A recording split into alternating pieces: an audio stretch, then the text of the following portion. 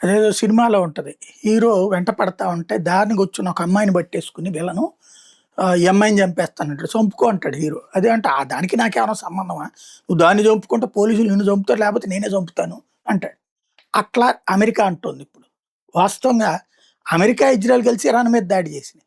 Iran, America, ఇజ్రాయెల్‌ని ఏం చేయలేక పక్కనున్న దేశాల మీద పడుతోంది. మన దేశంలో చప్పట్లు కొట్టే వెర్రి నాగన్నలకి అదే అర్థం కావట్లేదు. ఇరాను అమెరికా మీద గెలవట్లేదు, ఇజ్రాయెల్ మీద గెలవట్లేదు. గల్ఫ్ దేశాల మీద గెలుస్తోంది. ఈ వెర్రి నాగన్లందరూ కూడా మత పిచ్చగాళ్ళే. వీళ్ళు మళ్ళీ ఇందులో అర్థం చేసుకోలేనటువంటి అమాయకత్వంతో ఉంటారు. ఇప్పుడు సమస్య ఏంటయ్యా అంటే కువైట్‌కి సంబంధించినటువంటి ఆయిల్ ట్యాంకర్ షిప్‌ని ధ్వంసం చేసింది సముద్రంలో.